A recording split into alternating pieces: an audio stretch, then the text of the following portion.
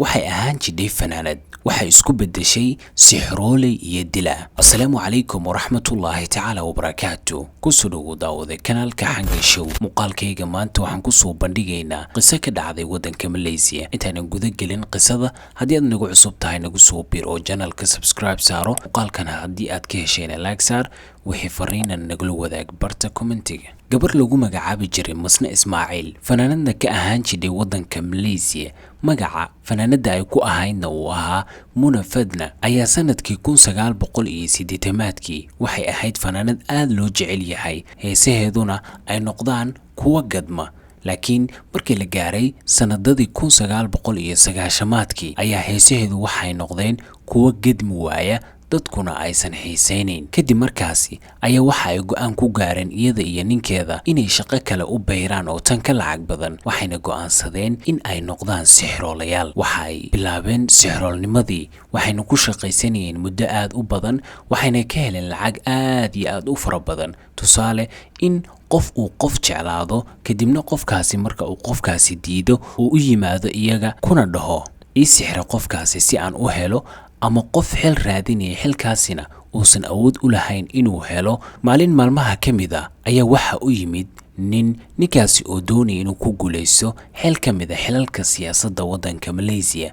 ninkaasi ayaa waxa uu ku yiri, waxaan doonayaa inaan xilka qabto, laakiin waxaan ka baqayaa inaan qaban waayo oo layga guuleysto. waxaan rabaa inaad sixir ii samaysaan si aan u guuleysto. waxay ku dhaheen waxaad ka bixisaa kharash fara badan. wuxuu yiri, waxaan horumaris idiin siinayaa 500,000, laakiin waa ay ka diideen. kadib waxa uu yiri, marka aan guuleysto ka bacdi ayaan idin siinayaa inta kale, laakiin waxa ay ku dhaheen waxaan rabnaa raxmad inaad noo saxiixdid. kadib marka aad guuleysatid si aad lacagta noo siisid annagana aan ku sii aamino. waxa uu saxiixay guryo. kadib waxaa dhacday inay ninkii ku dhahan isoo diyaari oo ku samaynaynaa sixirka. ayaa waxa uu yimid meeshii ay ku samaynayeen sixirka oo ay ku sugnaayeen ninkii qabay fanaanada iyo sidoo kale gacanyaro la shaqayn jiray. ninkii ayaa waxa ay ku tiri gabadhii fanaanada ahayd ee sixrooleyda noqotay jiifso, kadibna indhaha isku qabo, geesahana waxa ay ka dhigtay ubaxyo. waxayna tiri, waxaan kuu samaynaynaa haddadan sixirka. ninkii waa uu aaminay, kadibna waxa uu sameeyey inta ay ku tiri, waxayna go'aan ku gaareen oo ay ku ballansanaayeenba inay qoorta ka jaraan. ninkiina waxa ay ka jareen qoortii. intaa kuma aysan sii dayn oo waxa ay qodeen hog ku yaalay gurigooda dhinacooda, waa ayna jarjareen ninkii. halkaasi ayayna hilibkiisii ku gureen. maalin maalmaha ka mid ayaa waxa dhacday inay booliiska soo qabtaan gacanyarihii la shaqaynayay fanaanada iyo ninkeeda oo sarqaansan, iyagoo aan ku soo qaban hawl la xiriirta arrintaasi. laakiin markii ay wareysanayeen ayaa afkiisa waxaa ka soo fakatay, ninkaa raadinaysaan waan ogahay meeshuu joogo, laakiin ma helaysaan isagoo nool ee waxaad helaysaan isagoo dhintay.